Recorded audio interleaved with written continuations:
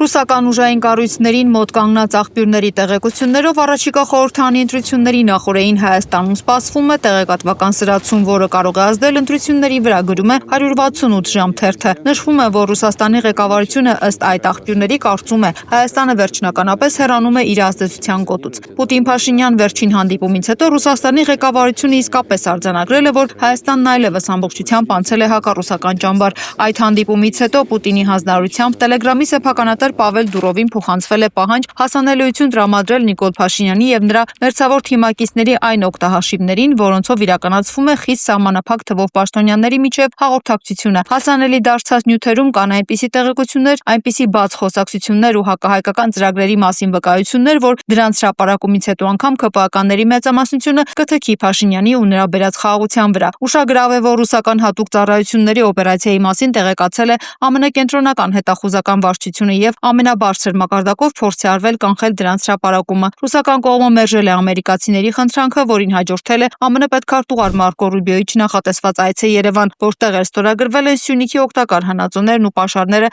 փաստացի Միացյալ Նահանգների տնօրինմանը հանձնելու մասին փաստաթղթերը։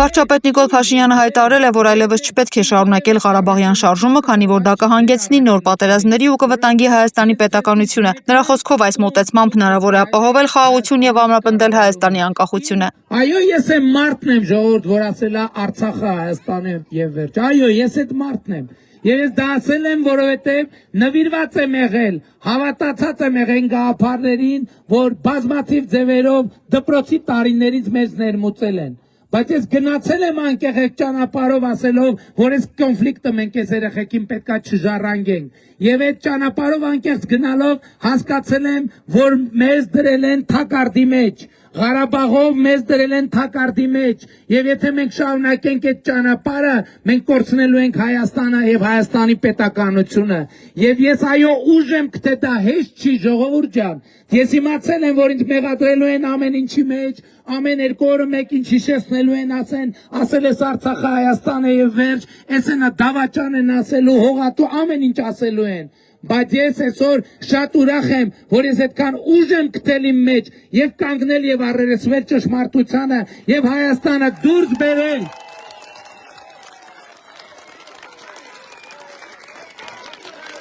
Եվ Հայաստանը դուրս եմ բերել թակարդից։ Եվ այսօր Հայաստանը պետություն է ավելի քան երբևէ, անկախ է ավելի քան երբևէ, ինքնիշխան է ավելի քան երբևէ, անվտանգ է ավելի քան երբևէ։ Լծակներ ունեմ, կգնամ հարցերը կլուծեմ, հայտարարել է Փաշինյանը ԵԱՏՄ-ում Հայաստանի հետ առաջացած խնդիրների մասին։ Այսօր արդեն երեք Հայաստանից նոր ուղղություններով արտահանումներ են տեղի ունեցել եւ Վարդի եւ այլ ապրանքների փորձնական առաջին խմբականակները գնացել են, բիզնես պատվիրակությունները տարբեր հանդիպումներ են ունենում, բայց ես էլի ասում եմ, մենք չենք գնացել եւ չենք գնալու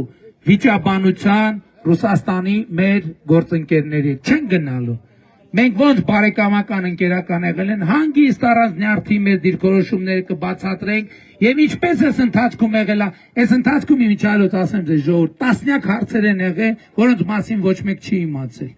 Եվ բանջարեղենի հետ կապված, եւ ամեն ինչի հետ կապված։ Մենք գնացել ենք, նստել ենք, հանգիստ այդ հարցերը լուծել եւ համոզված եմ էլի կլուծենք։ Բայց ես նաեւ ուրիշ բանի վրա եմ ուզում ձեր ուշադրությունը հրավիրեմ։ 2022 թվականին, երբ որ սկսվեց Ուկրաինայի պատմությունը, ամենամեծ մտավախությունն էր, որ մարդիկ բարտագնա աշխատանքի չեն կարողանալու գնան, բա ինչ են կանելու։ Մենք ասենք անելու ենք հետեւյալը, Հայաստանում կապիտալ շինարարության ծավալները մեծացնելու ենք, որպեսզի շինարարական գործեր Հայաստանում ավելի շատ լինեն։ Այսօր մենք բնակարանաշինության ոլորտում խորհրդային միությանը արդեն անցել են։ 85 թվի տվյալները բնակարանաշինության ոլորտում մենք անցել ենք։ Ռուսաստանի արտգործնախարարության խոսնակ Մարիա Զախարովան քննադատել է Հայաստանի ԵԱՏՄ-ում մնալով Եվրամիությանն անդամակցելու ձգտումը, այն համեմատելով մի ուղևորի հետ, որը գրանցվել է B կետ թռիչքի համար, սակայն հայտարարում է, որ ցանկանում է հասնել G կետ։ Նրա խոսքով նման մոտեցումը երկու աթոռի վրա նստելու փորձից էլ վատ է։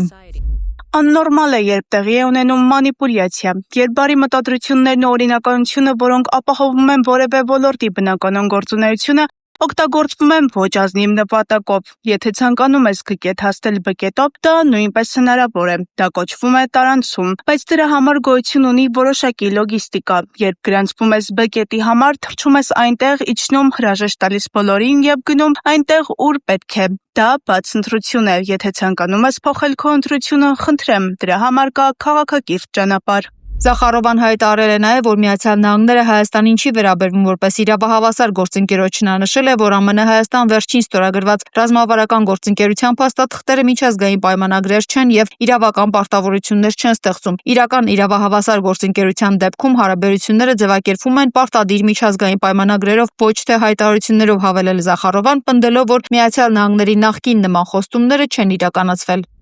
Ռուսաստանի Պետդումայի նախագահ Վյաչեսլավ Վոլոդինը հայտարարել է, որ Եվրամիությանն անդամակցելու դեպքում Հայաստանը կարող է կորցնել իր ինքնությունը, հիշեցնելով, որ հայկական կոնյակը արդեն միջազգային շուկայում ներկայացվում է որպես բրենդի։ Նրա խոսքով Եվրամիությունը Հայաստանին տնտեսական աճ է խոստանում, սակայն հարց է մնում, թե ինչ ապրանքներով երկիրը կմտնի եվրոպական շուկա։ Վոլոդինը նաև նշել է, որ Հայաստանի ժողովրդին պետք է տարանջատել իշխանություններից, պնդելով, որ Ռուսաստանը կողմ է ազնիվ եւ փոխշահավետ համագործակցությանը։ Իսկ ինչ է վաճառելու Հայաստանը, գինին նրանք վաճառում են մեզ։ Եկավ Մակրոնը, գրկախ առնվեցին Փաշինյանի հետ, դե պայմանագիր կնքեք, գինի մատակարարեք Ֆրանսիա։ Ոչ, հիմա նույնիսկ կոնյակն արդեն բրենդի է նրանց մոտ, որովհետև ֆրանսիացիներն ասացին, ձեզ մոտ դա բրենդի է։ Նրանք կկորցնեն իրենց ինքնությունը ճիշտ այնպես, ինչպես կորցրեցին Ուկրաինայում։ Հայաստանի ժողովրդին պետք է տարանջատել իշխող վերնախավից, քանի որ հենց վերջինս է երկիրը տանում դեպի անդունդ։ Ռուսաստանը օգնում է թե Հայաստանին, թե նրա ժողովրդին, սակայն դեմ է հարաբերություններում ստին ու երկակի ստանդարտներին։ Մենք միայն հանուն ազնիվ, բաց հարաբերությունների եւ իհարկե փոխշահավետ համագործակցության ենք։ Բարեկամությունը երկկողմանի երթևեկությամբ փողոց է։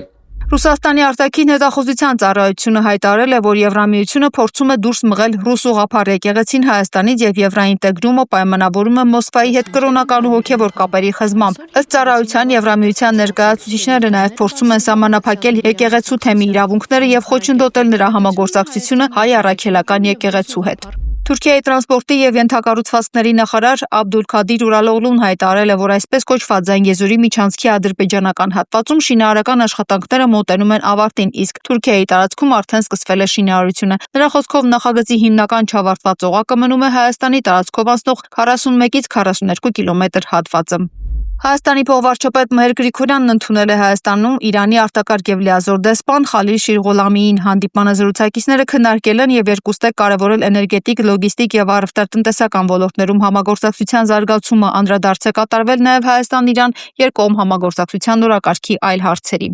Ուկրաինայի զինված ուժերի անօդաչու թռչող սարքերը հարձակվել են Սանկտ Պետերբուրգի, Կրոնշտատի, Կիրովի եւ Կրասնոսերսկի շրջանների ենթակառուցվածքային օբյեկտների վրա կան օբյեկտների վնասվածքներ, տուժել է մի քանի մարդ, զոհեր չկան։ Սանկտ Պետերբուրգում խափանումներ են նկատվում բջջային ինտերնետի աշխատանքում։ Պետերբուրգի Պուլկովո օդանավակայանում չղարկվել կամ հետաձգվել են չվերթներ։ Հատկանշական է, որ այսօր Պետերբուրգում մեկնարկում է Պետերբուրգի միջազգային տնտեսական համաժողովը, որը կտևի մինչև հունիսի 6-ը։ Այս տարի միջոցառումը նվիրված է պրագմատիկ երկխոսություն ուղի դեպի կայուն ապագա թեմային, կմասնակցեն ավելի քան 130 երկրներ եւ տարածքներ, այդ թվում առնվազն 7 ոչ բարեկամական։